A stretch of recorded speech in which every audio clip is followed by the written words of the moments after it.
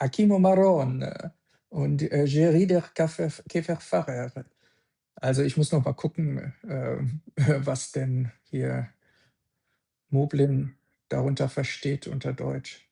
Abwarten. Könnt ihr mich verstehen? Ihr solltet mich verstehen, weil es über die AirPods läuft. Ja, Michi kann mich natürlich nicht verstehen, das ist klar. Im epistemologischen Sinne, ne? Ja, so ist das eben, wenn man da in den Bergen wohnt. So, ich marschiere jetzt mal runter. Wer jetzt zu spät kommt, ist natürlich schlecht dran. Also, ihr habt ja alle abgestimmt. Hi Tobias. So, jetzt gucken wir doch mal, welches Auto es geworden ist. Welches wisst ihr ja, aber ihr wisst noch nicht. Wartet mal, ich grenze das mal. So, wollt ihr ihn jetzt sehen? Okay, hier kommt er. Da ist er.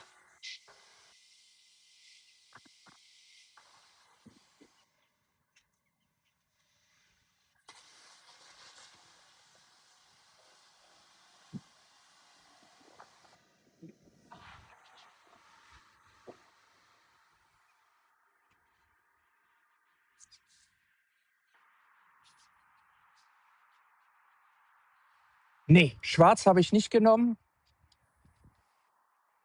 denn wir haben uns den angeguckt gemeinsam in schwarz und wir fanden ihn von außen dann nicht so spannend, weil man hier die ganzen Unterschiede hat. Also ich finde auch die Winterreifen ziemlich geil,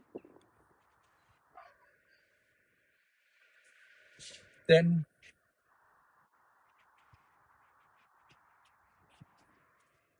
yeah, I can pull this off. Ähm, Der Verkäufer von den Reifen übrigens und von den Felgen kam gestern in den Laden und hat dann gesagt, ob er sich das bitte fotografieren könnte, weil er fände, die wären sehr, sehr geil. Findet ihr die auch geil? Das sind Dezent-Felgen mit den Hankook-Winterreifen. Also sollten jedenfalls Winterreifen sein.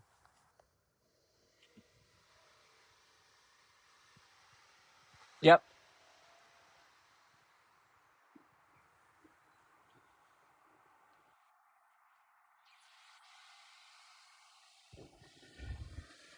ich wünschte mir ja, dass das Licht rauskommt, denn das Krasse bei dem Lack ist, der hat dauernd andere Farbschattierungen. Mal geht er sehr stark in dieses Lila rein, dann wieder, wenn er zum Beispiel, wenn direkt die Sonne draufsteht, dann wirkt das eher so wie ein Silberton.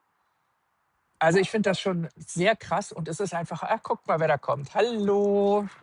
Jemand muss auch Hallo sagen. Ähm, Ich finde das halt irgendwie spannender als weiß, schwarz, grau oder sonst was. Und witzigerweise wurde gestern dann ein anderer, ein Long Range, genau in der gleichen Farbe, aber mit dunklem Innenraum abgeholt. Und den hat sich dann auch meine Frau nochmal angeguckt und meinte, nee, hell ist besser.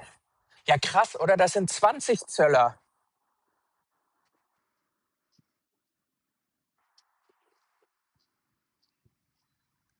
So, ich zeige euch jetzt mal innen. So sieht der also innen aus. So, und zwar kann man nämlich hier jetzt bei den Sitzen Massage einstellen. Du kannst das bei dem Fahrer und bei dem Beifahrer machen. Und du kannst Stress Release, also ich habe es auf Englisch, ne? Die haben noch nicht die deutschen Sachen. Du kannst Awaken Vitality, wartet mal, ich glaube, ihr könnt das nicht so gut sehen. Ich stelle mal eben das Display auf wesentlich heller. So, ist besser, ne? Könnt ihr besser gucken. So, und da habt ihr nämlich unglaublich viele Varianten. Ich habe ja das hier mal ausprobiert. Das ist so genial. Da kriegst du dann so die Massage auch unten in dem Lordosenbereich da oder wie sich das nennt. Ja, Akimo, das wäre ein Model Y, wenn Model Ys für einen angemessenen Preis angeboten würden.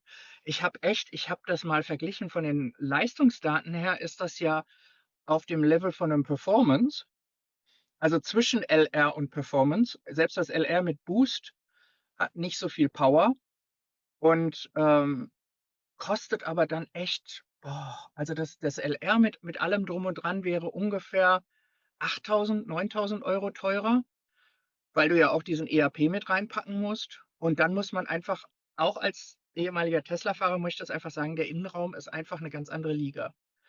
So, ich stelle das jetzt mal wieder aus und zeige euch erst nochmal andere Bereiche. Könnt ihr mir noch mal eben sagen, könnt ihr mich gut hören und sehen?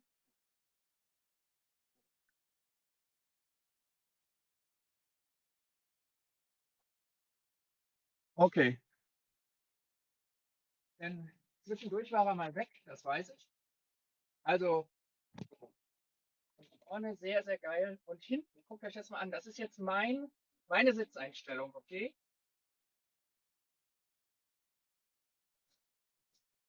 Das ist meine Sitzeinstellung und so sitze ich hinter mir selber. Das ist Wahnsinn. Kommt allerdings, wie man so auf Englisch sagen würde, it comes at a price. Denn der Kofferraum, das werdet ihr gleich sehen, und insgesamt das Stauvolumen ist erheblich kleiner als bei einem Tesla. Man kann übrigens auch die Sitze verstellen. Also wenn ich jetzt zum Beispiel hier bei mir einen Hebel ziehe, dann kann ich den Sitz nach hinten fahren lassen in so eine Position. Also man hat eine Einstellmöglichkeit. Im Vergleich zum Model Y ist das natürlich müde, das weiß ich. Aber guckt mal, was ich zum Beispiel sehr geil finde, sieht man das jetzt ein bisschen. Der, da vorne am Dashboard hast du auch diese Illumination von dem Ambiente-Licht, aber in senkrechten, wie nennt man das denn nochmal? Streifen. Sehr nett. Und das hier ist übrigens auch alles weich.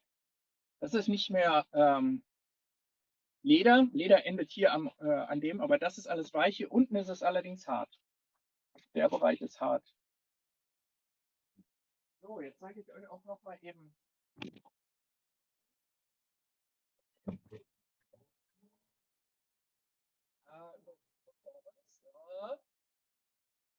So, und wie ihr hier seht, für einen Tesla-Fahrer ist das nicht groß. Also der ist insgesamt sind das auch 500 irgendwas, schlag mich tot. Ähm, aber er hat unten auch einen Subtrunk, aber der ist, wie ihr seht, erheblich kleiner. Und eins habe ich noch behalten, nämlich das ist der Ziegel von Tesla. Denn ich dachte mir, mal ausprobieren, ob der funktioniert. Und der funktioniert tatsächlich auch bei anderen. Der Wagen ist gekauft. Und zwar 40% Anzahlung und dann also 0,99% Zinsen über 3 Jahre.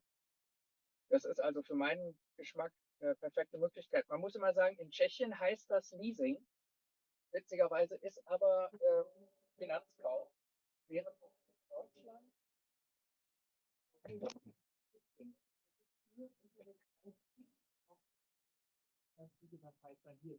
oder du machst sogenanntes operatives Leasing. Das ist wie in Deutschland ähm, Langzeitmiete. Ist der Ton schlecht? Sorry, das kann sein, weil ich draußen war, aber eigentlich sind die AirPods richtig gut.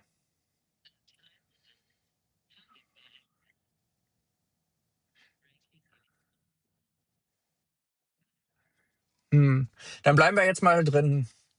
Also dann sage ich das eben nochmal.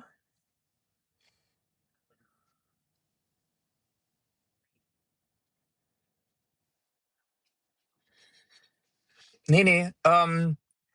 Also von der Möglichkeit her ich zeige euch das mal hier. Es gibt hier unten, da habe ich meine 1 Terabyte Platte angeschlossen für Videos. Es gibt da halt ein bisschen Stauraum und es gibt den hier.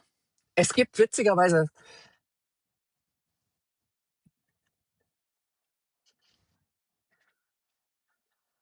Ja, wenn mir das vergönnt wäre. Was es bei diesem Auto, völlig abstruserweise nicht gibt: Platz ja, aber hier gibt's ähm kein Handschuhfach. Ja, die sind alle gerade auf Urlaub, auf den Malediven. Also, der Stauraum ist definitiv viel, viel geringer als im Tesla. Also, im Vergleich zum Model Y würde ich sagen, 60, wenn ich rechne, was das für 'n riesen Subtrunk hat und natürlich 'n Frunk. Das hier hat keinen Frunk, hat aber, im Gegensatz zu dem Modell, das Tobias fährt, jetzt vorne auch so 'ne Abdeckung.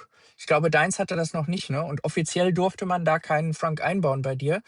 Bei dem hier darf man, jedenfalls die Briten. Xpeng in Großbritannien bietet sogar den Frunk als Zusatz über Xpeng an. Hier in Europa gibt's das noch nicht. Ein, YouTuber in Deutschland, mit dem G6, mit dem neuen, hat sich das besorgt.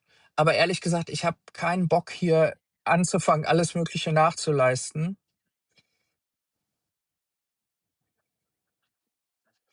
Genau, zu den Sachen kommen wir. Ja, eben. Also, ich will jetzt erst mal gar nix einbauen. Das Einzige, was ich mir organisieren möchte, da muss ich aber noch mal suchen, denn das, was es auf Alibaba gab, gibt's nicht mehr. Also 'ne Schutzfolie. Ich habe noch die ich habe noch die Schutzfolie von der vom Produktion drauf. Ja, nicht wahr? Da möchtest du dauernd deinen Schädel drauf hämmern. Also, noch mal jetzt dazu eben, Stauraum ist deutlich geringer. Der Kofferraum ist kleiner als beim, Model Y, meiner Ansicht nach, weil sie das dem Fußraum hinten zugeschossen haben. Denn beim Model Y saß ich hinten deutlich enger. Ja, leider, ich habe euch im Ohr.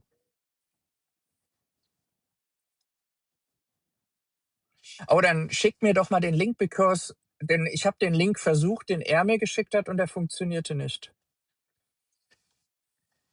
So, ja, meine untere Hälfte vom Kopf ist der schönere Teil. So, ich mache es jetzt so, dann seht ihr mich besser. Also, das ist 'ne klarer Nachteil, ganz klar. Der zweite Nachteil,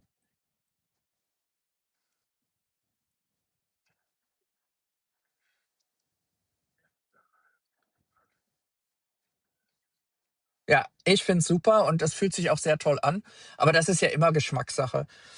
Ja, also wie gesagt, Raumangebot ist beim Tesla besser. Dann habe ich natürlich jetzt hier nicht irgend so 'n, Screen im Hintergrund und ich kann die Sitze nicht elektrisch bedienen. Den Screen wird mein Hund kaum vermissen und sonst sitzt bei uns nie hinten einer. Mit dem Kofferraumvolumen komme ich natürlich, und mit meiner Frau, wir kommen super klar, aber muss man so sehen. Und was natürlich ganz fraglos bei Tesla besser ist, ist Software. Also sowohl die Reiseplanung als auch das User Interface als solches. Da gibt's viel, was ich denen hier bei Xpeng noch ins Stammbuch schreiben lasse, was besser sein könnte. Aber es gibt eben halt auch wahnsinnig viel, was mir gefällt. Erstens, der fährt echt einfach genial. Der hat mehr Power im Antritt als mein Model 3, das hatte sogar 3 PS mehr oder so. Aber wenn ich das in den gleichen sozusagen im gleichen, Status gefahren habe, war es nicht so fit. Ja, das sage ich ja. Also, der hier hat auch eine. Dazu gibt's aber eine klasse Geschichte. Ich weiß gar nicht, ob es jetzt wieder funktioniert. Wir gucken mal. Also, wenn ich jetzt mal nehmen wir mal hier, ich muss demnächst dahin.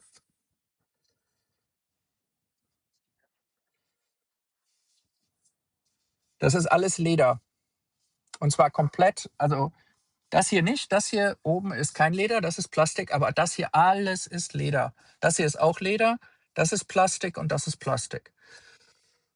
Oder das hier ist so Kunstleder, glaube ich. Ähm, also, er macht das, ne? Aber wenn du das dann jetzt, also, insufficient range ist natürlich Quatsch. Ähm, wenn du jetzt, dann noch da rangehen willst und, Lade Dinger einplanen willst, das macht er, das ist okay. Was sehr schön ist, ist übrigens, ähm, du kannst hier alle möglichen vorauswählen. Seht ihr hier? Du hast alle möglichen Operators und das sind wirklich unglaublich viele. Die kannst du vorauswählen und sagen, wenn du navigierst, dann such mir einen von denen aus. Das ist sehr hübsch. Aber ansonsten ist vieles da, das ist jetzt zu viel in die Details zu gehen, aber vieles ist bei Tesla da besser. Ne? Also ich habe noch nicht rausgekriegt, dass man die Ankunftsprozentzahl SOC einstellen kann zwischen Stops. Das ist auch nicht ganz, für mich war das jedenfalls nicht ganz so intuitiv, aber ich habe ihn auch erst seit gestern Abend. Da muss ich noch mal mich tiefer mit beschäftigen. Ja, und dann, Leute, dann gab es heute wirklich was Krasses. Und zwar gestern Abend hole ich den Wagen ab und ihr kennt ja Uwe. Das Erste, was er natürlich macht, ist erstmal eine Fahrtplanung. Den hatte ich schon mal dort ausprobiert. Alles funktionierte. Wir fahren mit meiner Frau, wir fahren raus. Ich will einfach so, wir fahren jetzt nach Hause, tippe die Adresse ein. Nix. Nachricht ist, no connection. Ich probiere nochmal das Gleiche. Ich gucke oben und er hat hier eine eingebaute SIM-Karte. Funktionierte alles. Genau. Ähm, Das heißt, er hatte Verbindung. Dann habe ich den Internetbrowser versucht, etc. Hat alles funktioniert. Nur Navigation überhaupt nicht. Bin wieder rein, habe den Verkäufer belämmert. Ciao, Tobias. Grog hat er nicht. Nein, nee, hat er nicht.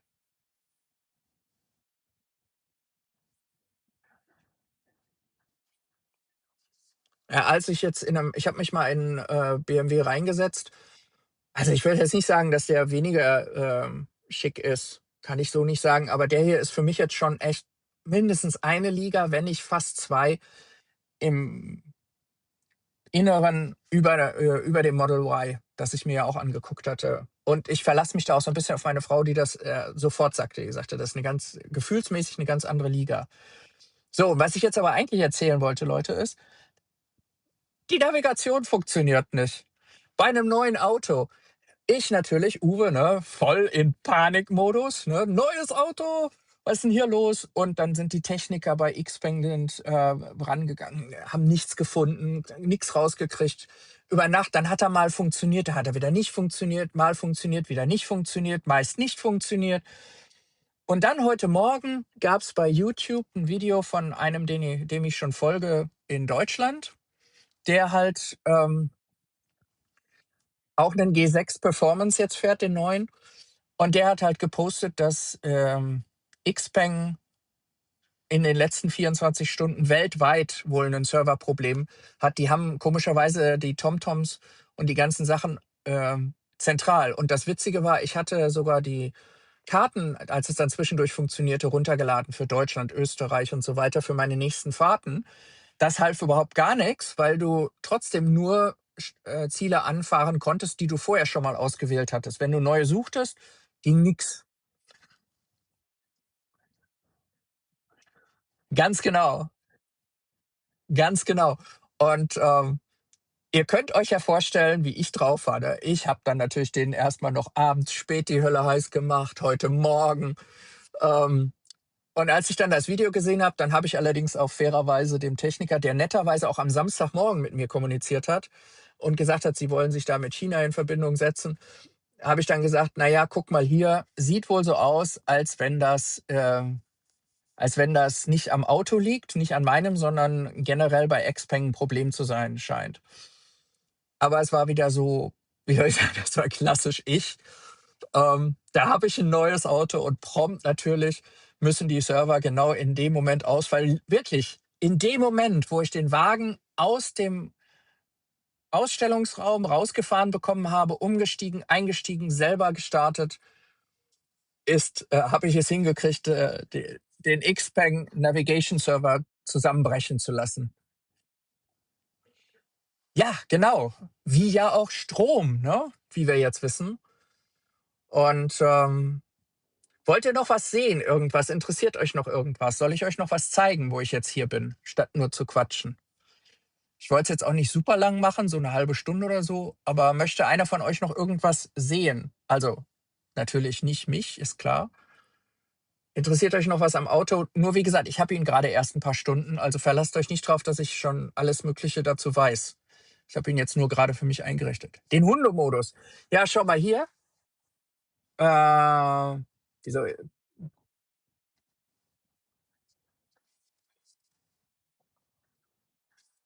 ciao. So, den Pet-Modus.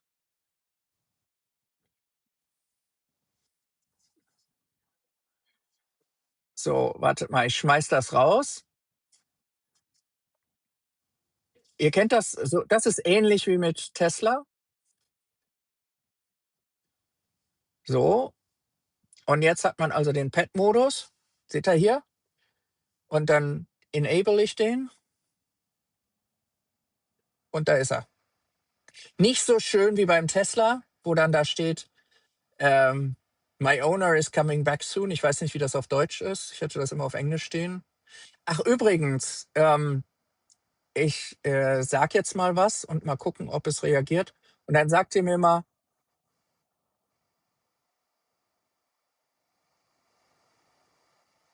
so, und jetzt mache ich mal was und dann frage ich euch was. Hey Xbang, hey Xbang, ja, wenn ich natürlich das Ding auf habe, hört das nicht. Aber ihr seht es hier oben. Seht ihr da das Symbol? Also normalerweise kommt er dann hier hingesprungen. Wie gesagt, jetzt hört er mich nicht, weil es auf Kopfhörer umgestellt ist. Jetzt ratet mal, welchen Namen ich dem Auto gegeben habe. Das können eigentlich nur Nerds erkennen. Welchen Namen werde ich ihm wohl gegeben haben, dem Wagen? Hat was mit so ein bisschen mit dem Aussehen zu tun. Wally? Nee. Tipp per Anhalter durch die Galaxis.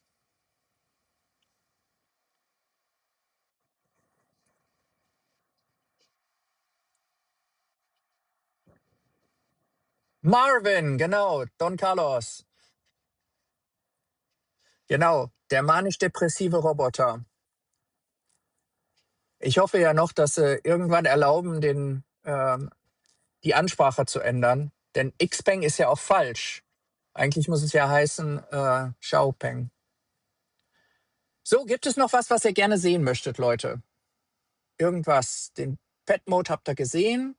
Interessiert euch sonst noch was? Es hat natürlich Apple CarPlay. Kann ich euch jetzt aber, glaube ich, nicht zeigen, weil wir jetzt streamen. Dann wird das, ich bin mir nicht sicher. Wir können es ausprobieren, aber ich glaube eher nicht. Doch, seht ihr? Und ich habe jetzt dann auch, ich hatte sicherheitshalber jetzt für einen Monat auch Better Route Planner Premium geholt, sodass ich das auch hier im Auto benutzen kann. Wobei bei uns fast alle Waze benutzen.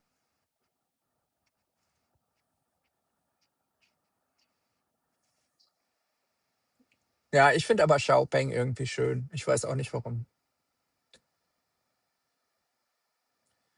So, sonst noch was? Möchtet ihr noch was? Interessiert euch noch was?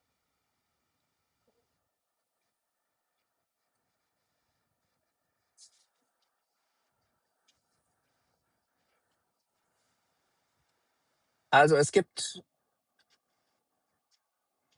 die Optionen.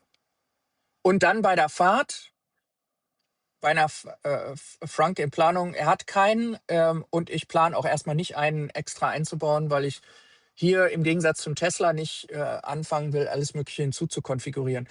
Er hat 4 Möglichkeiten, die ich gefunden habe, Verbrauch anzuzeigen. Das ist einmal gerade nach Start, 20 Kilometer, 100 Kilometer und dann, wenn du losgefahren bist, dann zeigt er tatsächlich, wenn du jetzt eine Strecke planst oder du fährst irgendeine Strecke, dann zeigt er dir tatsächlich auch hier jetzt in dem Display, zeigt er immer an, wie viel konkret auf der Fahrt, die du gemacht hast, verbraucht wurde. Guck mal hier. Hehe, 29 Kilometer hat der Wagen bislang. Ja, da kann man auch viel mitmachen. Wartet mal.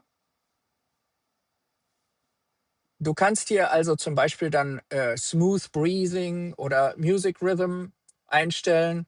Ich finde das Follow Speed eigentlich ziemlich cool und du kannst dann halt sagen, ich will das haben von hier bis da und dann geht er quasi, seht ihr hier, könnt ihr das sehen? Dass er, da geht er dann durch die ganzen Dinger durch. Im Moment finde ich das ganz lustig. Mal sehen, was ich damit mache.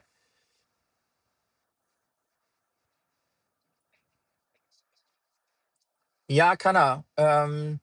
Wartet mal. Das war da. Ähm, also er kontrolliert und wo war es jetzt noch? Irgendwo hatte ich's. Ich bin schlecht mit sowas. Ich bin noch nicht so weit da durchgedrungen. Ja, elektrische. Wartet mal, das müsste hier sein.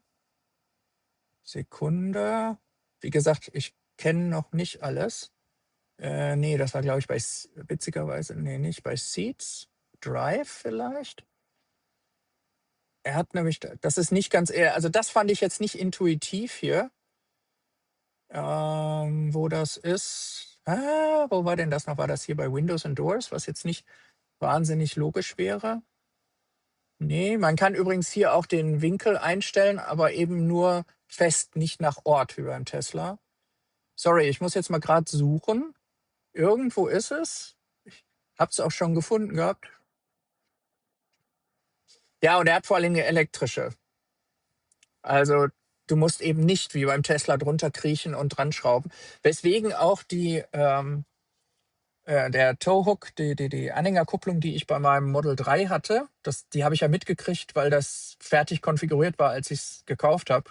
Sonst hätte ich sie nicht genommen. Die habe ich genau exakt gar nie benutzt, weil ich keinen Bock hatte, unter das Auto zu kriechen und da rumzufummeln.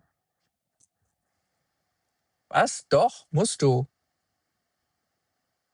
Tesla hat keine elektrische Anhängerkupplung. Gibt's nicht.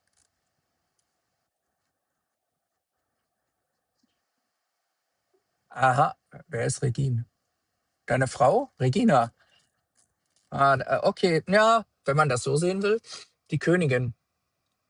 Also ihr seht schon, ich habe natürlich jetzt nicht wirklich schon alles ausgetüftelt, aber was auch ganz nett ist, zum Beispiel Parking, ne, der hat ja Intelligent Parking Assist und das ist wirklich sehr geil. Das haben wir auch schon öfter ausprobiert jetzt.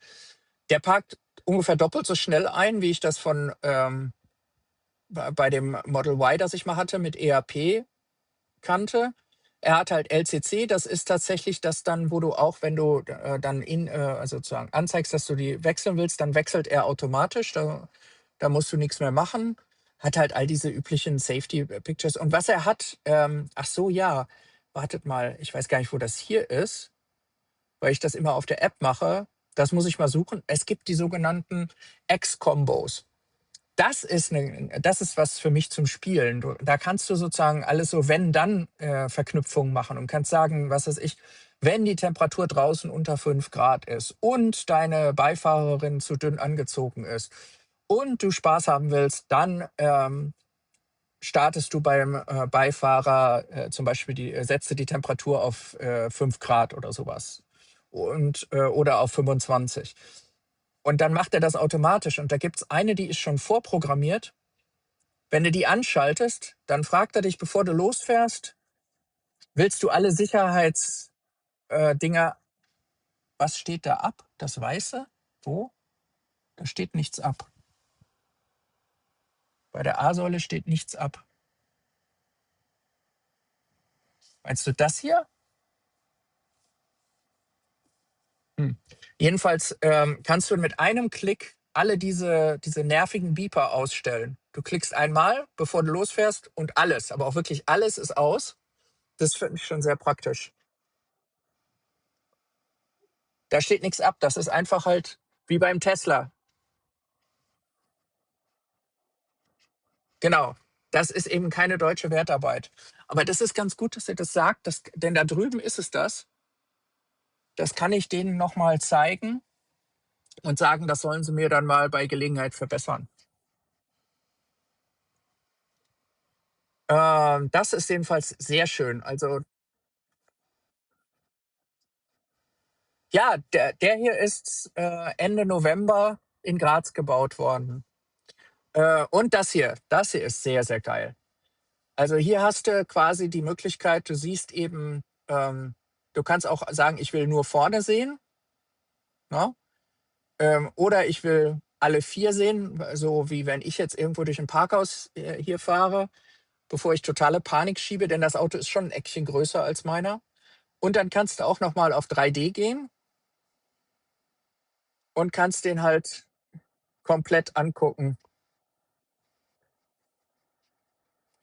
Ja, wobei aber gar nicht so notwendig, denn im Gegensatz zu BMW und Tesla, ich habe ja alle meine Felgen quasi angestoßen, ist das hier ein bisschen anders. Seht ihr hier?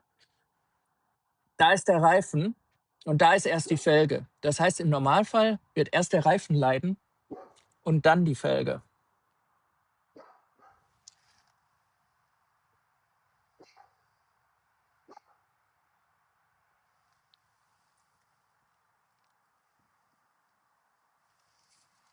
So, also ich würde mal sagen, Leute, das war's.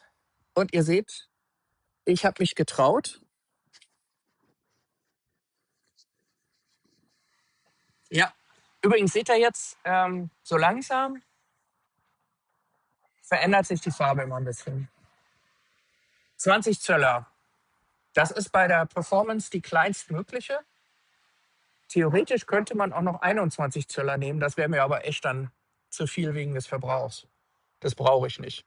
Also ich muss sagen, ich freue mich tierisch über das Auto und werde Xpeng damit nerven, dass sie alles das, was sie schlechter machen bei Tesla, besser machen. So, macht's gut, Leute, und wir sehen uns ja bald dann. Also morgen Abend im Livestream, denke ich mal, bei Michi. Tschüss, danke, dass ihr gekommen seid. Hat mich gefreut. Breite, ach so, du willst noch die Breite haben?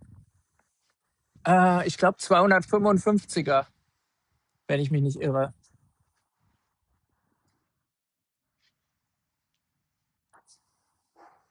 Ciao dann.